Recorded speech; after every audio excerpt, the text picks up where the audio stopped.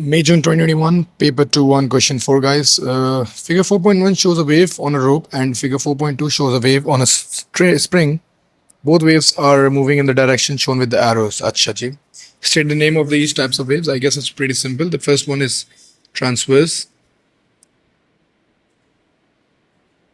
and the second one is longitudinal.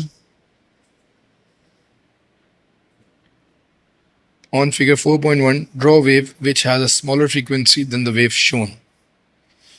अच्छा जी, smaller frequency का मतलब है वेवलेंथ ज़्यादा हो जाएगी. ठीक है, ये बात हम लोगों ने सर्टेन डिफरेंट क्वेश्चंस में भी डिस्कस की है. मैं दोबारा इसको डिस्कस कर लेता हूँ.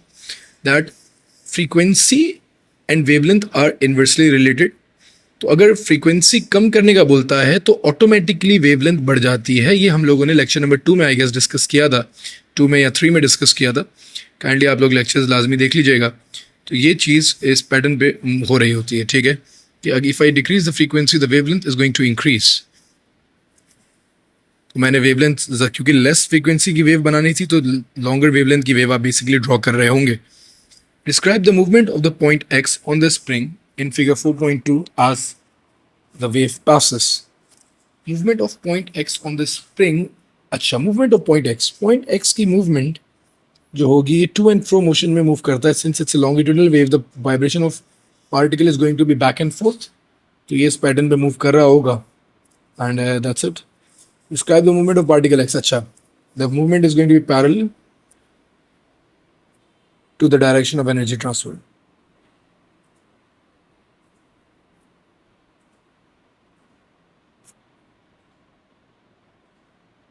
Moving on. Table 4.1 shows some sentences that a student writes about waves. His teacher places the ring around each mistake. All right. Write down the suitable correction for these mistakes. Sound travels at this speed in air. That's wrong. It's 330. बिल्कुल सही लिखी, इसने सही कर दी. Sound with higher pitch has a wavelength, has a higher amplitude. No. Sound जिसकी pitch ज़्यादा होती है has higher frequency. ज़्यादा फ्रीक्वेंसी होती है, पिच बढ़ेगी तो फ्रीक्वेंसी बढ़ेगी. ठीक है. X-rays are use for prenatal scanning. No. Ultrasound is used as for prenatal scanning. जो ये इसमें इशू हो रहा है ये लेक्चर में नहीं था. ये हमारे पास साउंड का चैप्टर है, नेक्स्ट चैप्टर है. ये हमारे पास अल्ट्रासाउंड का चैप्टर है, उसका उसी चैप्टर का हिस्सा है. तो दूसरी वेव्स दे के क्वेश्चन कर रहे हो, परेशान ना हो. नेक्स्ट चैप्टर में अभी सब चीज़ें डिस्कस करेंगे. In the electromagnetic spectrum microwaves have the higher frequencies. नहीं बेटा, सबसे हाईएस्ट फ्रीक्वेंसी हमारे पास गामा रेडिएशंस की होती है.